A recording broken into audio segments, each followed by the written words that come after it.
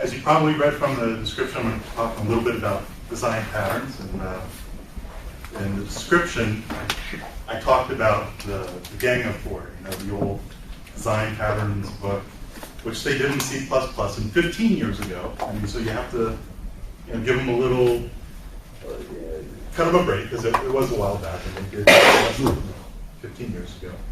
And so we're going to talk about it in F#. So first of all, about me, I want to make this clear. I'm not an F# expert. Okay, I really love this stuff. I'm a web developer, and I actually enjoy doing web development. I know a lot of you guys hate it, but I actually enjoy it.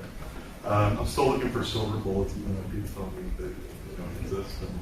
And F# and the Haskell and all these other functional communities have convinced me that mutating state is the root of all evil. So, it's my info, NJ Geeks. I'm out in New Jersey. It's my Twitter. I follow a number of you guys already. And bookmarks. I bookmark a lot of stuff, so you might want to check those out.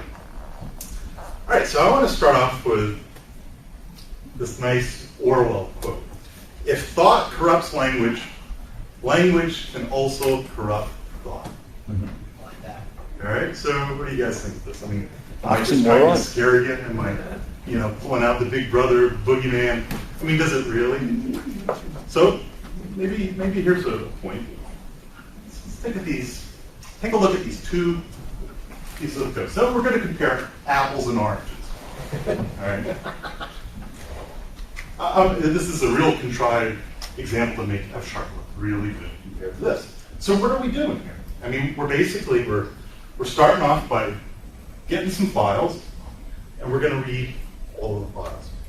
But F#, it's one line of code. I mean, I got a function here. I have another function here. This array map seems like it's doing something to that. And I got these two arrows, which look like it might be taking this and pumping it into that. So look at the old imperative C#.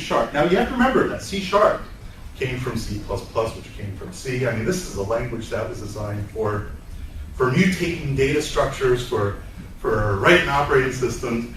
This is old-fashioned. This is old school. C++. So you got you're getting your files, you create your loop, you got your little I variable in your loop, and that's kind of nasty. So the question is the language corrupting your thinking? Is it distracting you from what you want to do? Well, let's be a little bit more fair. Modern C#, you can use extension methods.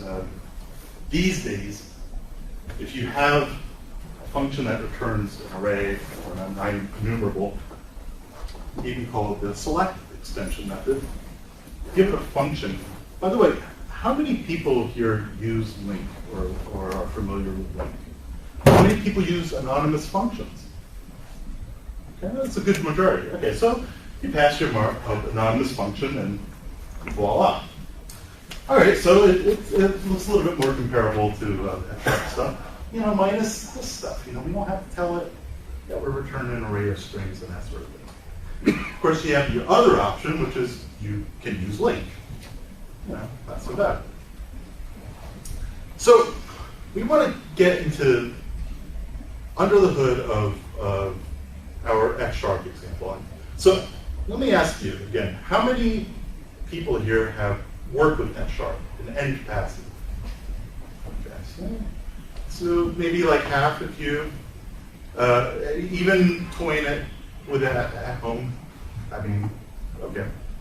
All right, so let's take a look at this, because this little example, I think we can learn a lot of stuff from it. So let's go to, all right, so how might you start by working on this? Well, you would probably start by, let's I'm going to comment this stuff out, just so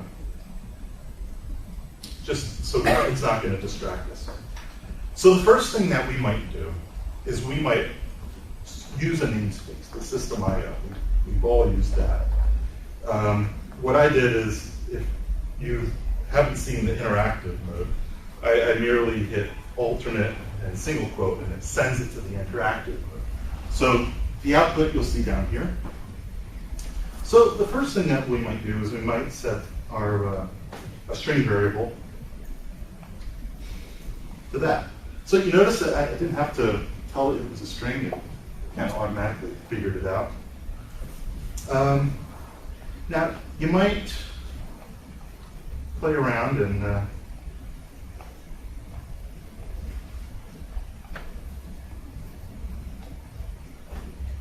take your path and send it to the get files function.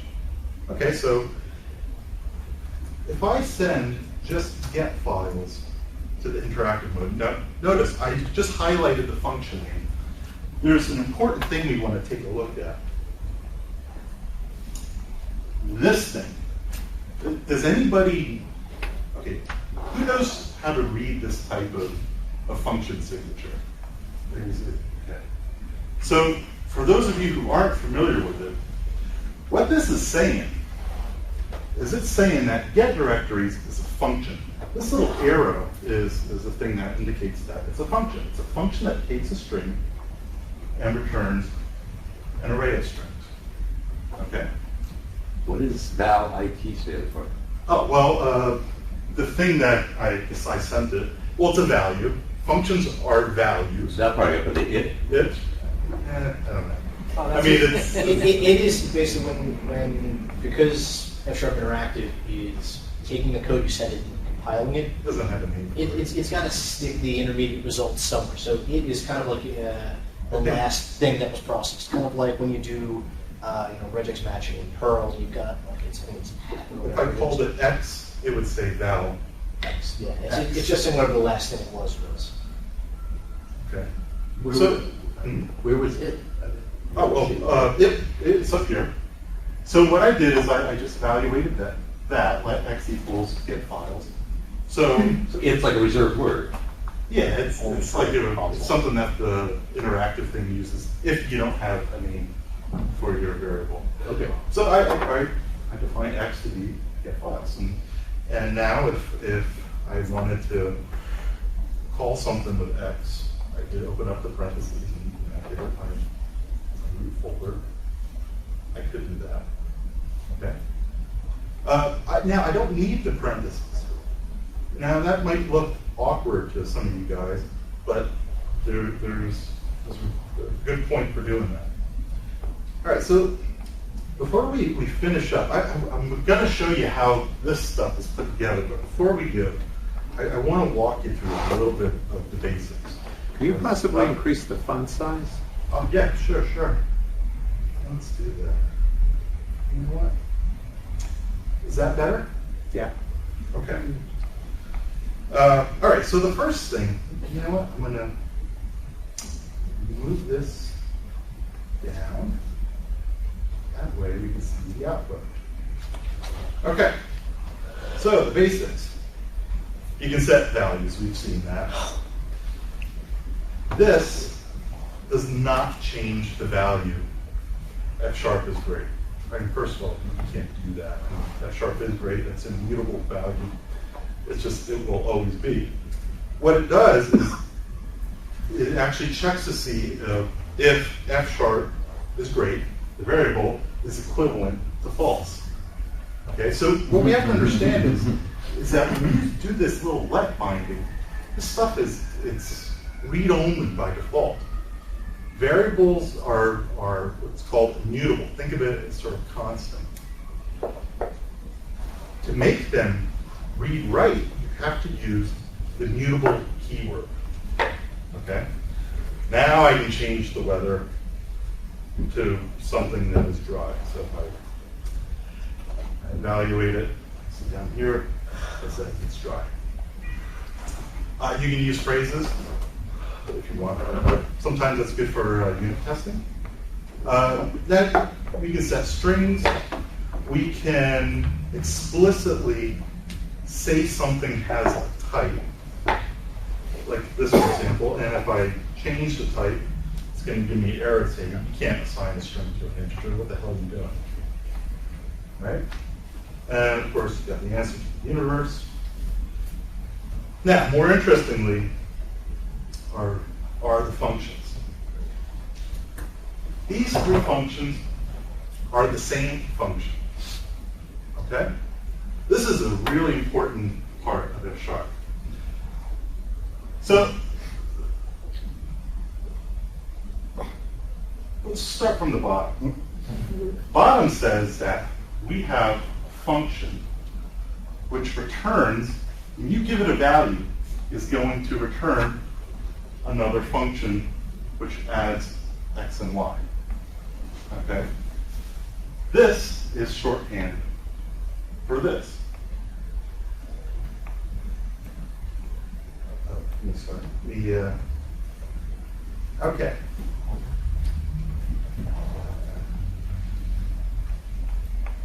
That is different from this, which takes a pair. This is sort of like what you're used to. Your functions in C#, they take, one or two or three or whatever arguments. They take pairs of arguments. By default, this is how you want to start in F#. It's called, well, let's play with this a little bit. Let's define add. Okay, we have add here. I've sent it to the interactive mode. You guys see that down here? How it says it is an int that returns an int that returns an int. So what that means is, I can come up here. How does it know it's an int? But is plus not used for? Oh, you know what? It defaults to an integer for addition. Yeah, if you do inline, it will work for anything that has the plus operator defined for it. So, but yeah, that's just the default. So I can say add 5, right? So I'm now going to create a function called add 5, which takes any number, and if I call add 5 and send it 4, add 5. See, I got my 9. So this is an important part because we're going to come back and we're going to see how this applies to our previous example and to a lot of other patterns which we're going to simplify. So here's other examples of it. Now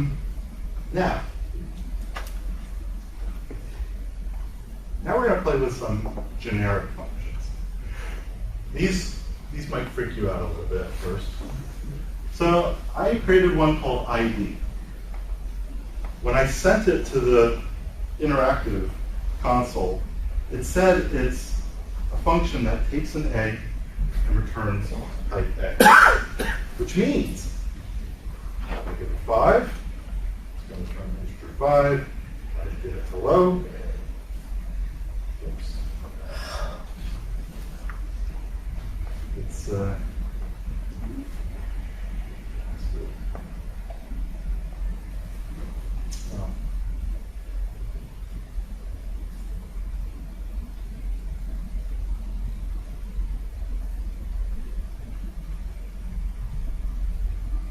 you go. Okay. It returns hello. It returns whatever you give it as its type. Oh, by the way, your question about the add, here you go. You have the add, which, as you can see, now if you hover over these things, it will give you the signature of them. See, add takes a type of A and a type of B. We don't know what these things are yet. We've defined a generic function that will do a generic add. Okay. Why inline? Hmm? Why the word inline? Well, that allows you to take the contents of the function, so the compiler can inline it, sort of replace it rather than doing like a call. It can just replace the body of the function inside function. It seems like that's an orthogonal piece of functionality to the generic plus sense.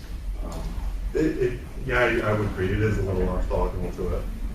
That's because the .NET type system doesn't support the ability to have a function that anything has now. Oh, like type classes, or, right? okay, so it'll just inline it, and that's how you find out if it breaks or not. It doesn't compile. It won't compile if there's no plus in the substitution. Okay, I think I see. Okay. All right. So let's go back to our example, our first example. Gosh, how am I doing my time? Doing terrible? I'm spending it all here. Okay, so our read folder has this neat little operator here, the double arrows. Operators are things that we can define, and this is important. Now, this operator, what it does is it takes two functions. I have F, I have G. I'm going to create a new function which is going to take results from F and pipe it into G. This is going back to your algebra days in junior high school. Now, when I create it, let's take a look down here. So I've created my little piping function. Let's take a look at this type signature. It looks kind of crazy. All right? The first thing is the first function. That's your F function. It doesn't care what type of input, what type of output it is. That's your F function. It takes type A, goes to B. The A could be a string, the B could be an integer. For example, if you're taking a length, A would be the string, B would be an integer. It takes another function, B going to C, right? And it returns an A going to C. So what that means is it takes two functions, one whose output matches the type of the other one's input, right? We clear that out, A goes to C. Complicated? Any questions about that? Is it too much? Okay. All right. So that's how we define that. Is that kind of like in JavaScript? There's something called currying, where you basically take something with 5 parameters and you keep baking the parameters in. Is it the same concept here? You mean partial application? Yeah. Okay. So currying and partial application, they're related. They're very related, but they're a little different. I'm focusing more on partial application here, though. Okay, so this array map, right? Let's take a look at this thing. Again, you hover over the signatures of this stuff. I have something that takes an A, right? Type A. I give it a function, and it's going to make a new function that's going to do what the original function did, except rather it's going to take an array and then return an array. You guys get that? So in this case, I'm giving it the read all text function. So that goes from a string to a string. The file name gives us the content. And I give it this array map. I'm going to give it one parameter. By the way, array map takes 2 parameters.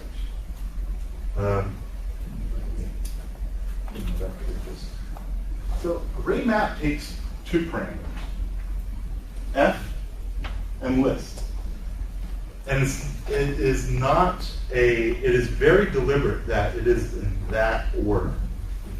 When you're creating these types of functions, the thing that you're ultimately going to work on in the end is going to be the last thing. Okay. So, take the F, take the list, we go through the list. On every item we call function F. So Yes. the way the double arrow associates is it associates the directory get files with the array map, not with the array map with the file read all text. That's a great question.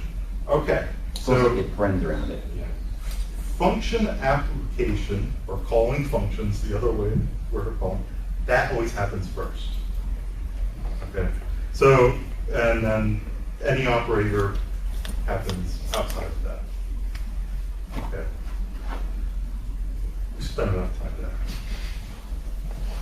So I want to talk a little bit about the type notation. We talked about the functions, right?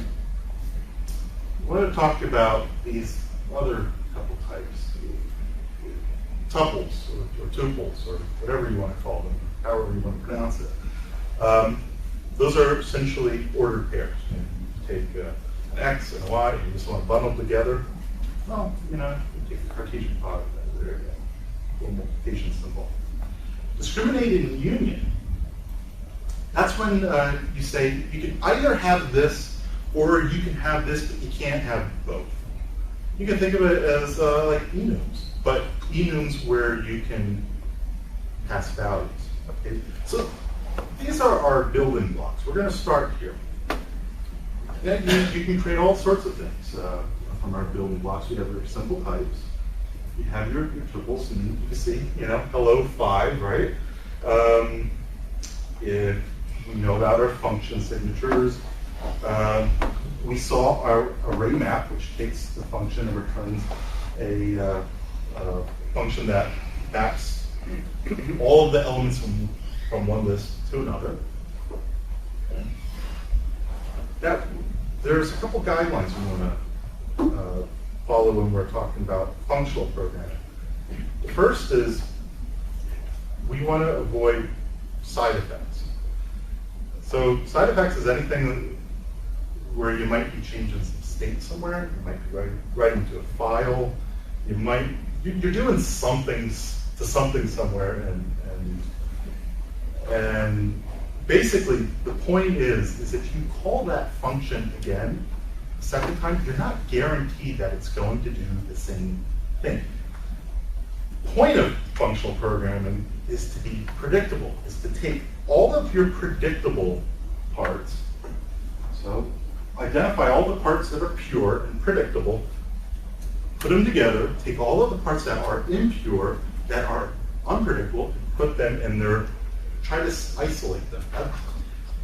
TDD helps that, especially in the functional world. Okay. So let's take a look at our type notation again. So we might want to mark our functions that are impure. And one way we can do that is to create a type, like a little IO type, where you can put anything inside of it. And the whole point of it is just to mark it, to say that, hey, this value came from a place which is unpredictable. You might do that, you know? Now, I want you to start thinking about design patterns in terms of types. Okay? So think of all these things. But first I want to talk about patterns and names. Okay? So, by the way, is anybody, can anybody tell me which color is different in this map? One of them is Dumbu and the others are Boru. Okay? Anybody know? So if you give this to someone from the Himba tribe in Namibia, he would easily point out, oh, Dumbu. No problem. But you give him this, he's stumped. Okay. Someone tweeted this recently, and it's on the BBC documentary. It's really, this is a fascinating phenomenon. So the question is we're talking about names. Now here's actually how the Himba people, this is how we see the color spectrum. You know, I guess you got your pure green going down here. This looks like it's yellow. This is basically how we look at it. Look at what the Himba people do. They break it up entirely differently. They have this thing called Boru, which is like green and blue, They have Dumbu, which includes some browns and greens and yellows. Vapa here, which it seems like it's all light colors. And Zuzu, which is like all these dark colors, but it kind of includes some purple hues. Now the point is that they found that because they've allocated the color spectrum differently, they're more sensitive to seeing certain distinctions that we can't. So the question is do names define rigid mental boundaries? Okay. I could get into this. I just read Jeff Hawkins' book on intelligence. Has anybody read that book? It's a fantastic book because he talks about how the brain works as a predictive machine. So basically, all of your low-level input is kind of coming in at the bottom layer. I mean, and the low-level layer is trying to predict whether the next pixel it's going to see is it going to be red, it's going to be blue. Whereas this layer is trying to maybe predict, is this going to be contiguous? It's going to break up. Whereas this guy, is that an angular surface? Is that a feet I see? Is that a dog? Is that a chihuahua? So up here you have high levels of abstraction, and what's happening is as this top level of abstraction is trying to predict what's going on, it's sending tons of signals back the other way. You think in your brain the signals are mostly going up, but it's not true. A lot of the signals are going down, and it's telling the lower level neurons, I think I am going to see this, I think I am going to see this. You can prove it to yourself by finding your blind spot. You have a blind spot. You hold your eye here, right about here, and you would take a light, you'll see it disappear, and your brain will interpolate, and it will sort of patch it up for you. There's another way to check out your, you can train your brain to predict something different. So if you stare at this thing for about 30 seconds, and then look at your hand, you'll see your hand sort of creep out. Anybody experience that? So, anyway, I'll post it up. You can try it at home. So what does this have to do about design patterns? All of these names. Are these names throwing you off? Are they throwing you off? Let's take the first one, the factory pattern. What's the factory pattern? Well, you define your interfaces. I'm going to create an employee. It's got a name. It's got a thing for getting the check amount. You want to calculate some salaries. We have another interface where we're just going to create the employee. Then we got our employee. You've got to give them some fields.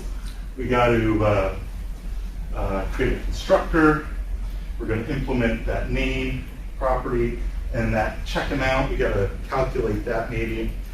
Now we got to create our factory constructor. So I don't know. We'll give it a name, a position. If the guy's a boss, he's going to make more money than the schmuck that's working for him.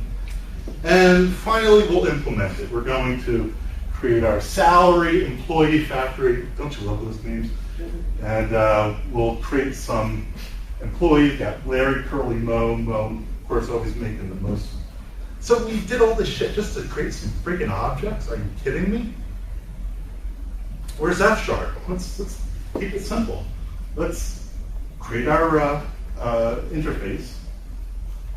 Now, ask yourself, what the hell is a constructor? A constructor is just a function that takes some input and creates an object. We don't even have to create a class explicitly. I'm going to define this class as a function. Create salary employee. Take two parameters. Now check this out here. I'm telling it I am going to return something that is going to implement the iEmployee interface. And I'm going to implement it right here.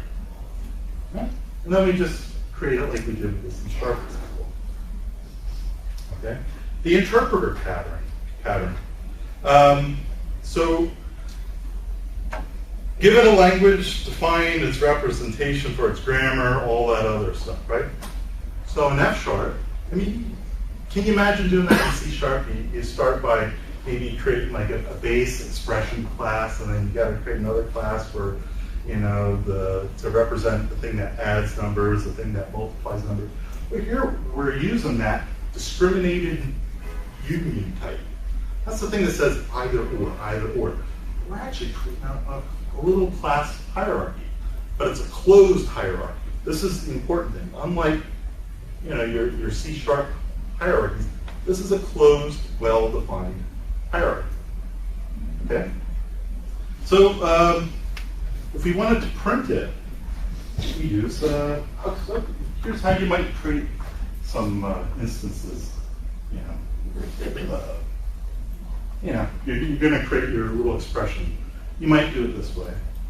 And to print it, you use pattern matching. You literally say match this and look for this, and when you see that, return that. Okay. So that. Now, the point of this slide is to point out that pattern matching is not a switch statement. It's not simple. It can match more complex examples. For example, you might, let's take a look at our hierarchy here. We have add, multiply, value, and variable. So value is obviously a number. Variable might be something like x.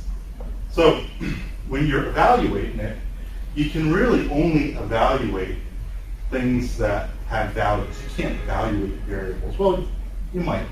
You could add some more complex rules to, you know, squish things together. If you see like two x's next to each other, you look at the two x's and do that sort of stuff. And it wouldn't be hard. It'd be another line here. Okay?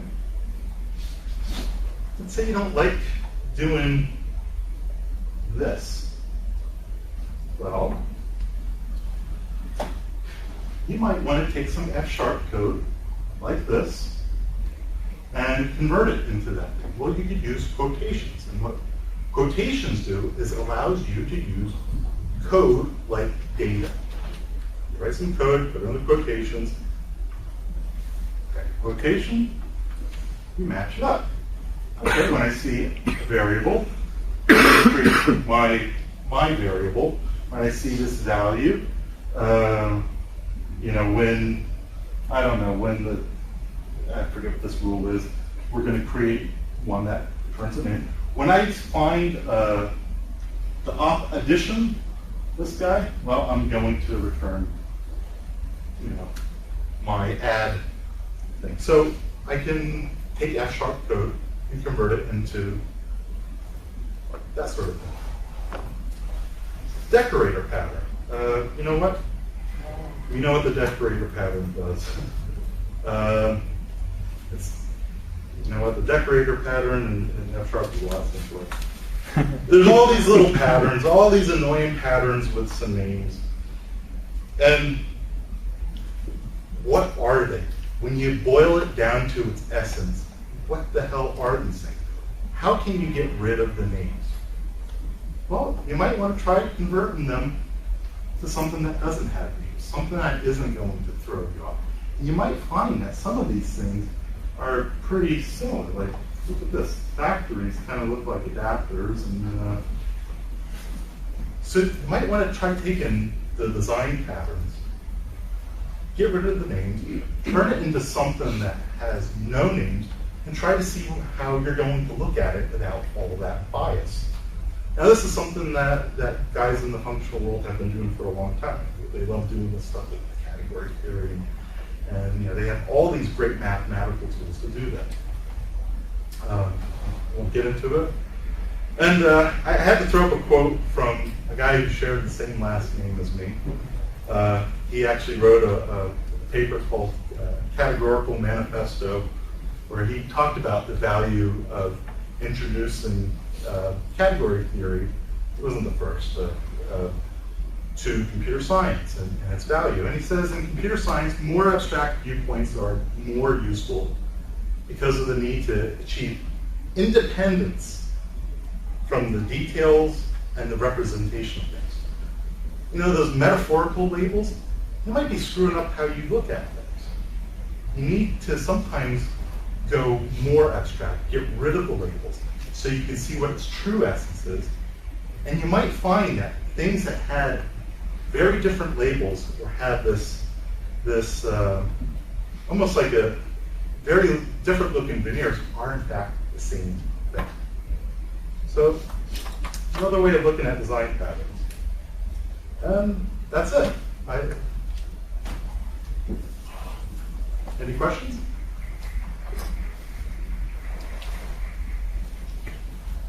Yes. So to what extent do you think that these sort of equivalents of design patterns and more less formalized language elements, to what extent do you think that that's intentional versus accidental? Well, I'm trying to get what you're... In other words, somebody, I forget who it was, but I was reading something where somebody postulated the notion that perhaps design patterns are simply an attempt at addressing limitations of the language. Oh, yeah. And I just wonder if it's the case of because you sort of the issue of language corrupting thought, thought corrupting language. It's almost like a chicken and egg thing. It's interesting. I think it was Peter Norvig who Was it Peter pointed, yeah, he pointed out that a lot of the design patterns existed because he's a Lisp guy. Yeah. These things can be done. It's just a feature of Lisp, or you can write a macro in As long as Lisp. you have one counting the parentheses. Right. So I have kind of a related question. You listed a bunch of design patterns and how you just translate them to types. Yeah. Did you find that there are some design patterns that they easily translate just into a type? Sure. Like, for example, the command pattern. You can't translate it into a pure functional type because it almost seems like, by definition, a command pattern is something that you fire a command, has an effect on something. And you can't translate it to a pure type, but I think you can annotate it to maybe, you can add that like IO type to say, hey, some other shenanigans is going on here. So I don't think you can do it purely, but I do believe that you can take a lot of the stuff. Most of the stuff that you think can't be translated into pure functional stuff, you can translate it one way or the other. Obviously, excluding input and output, but most of the other patterns you can translate, I believe. Yeah. I was going to say that even when it comes to the command pattern, I saw on Twitter someone posted like a F-sharp commutation expression that automatically keeps track of all the undo operations for all the mutation you do inside of that computation expression, which is sort of like a command pattern. Just out of that.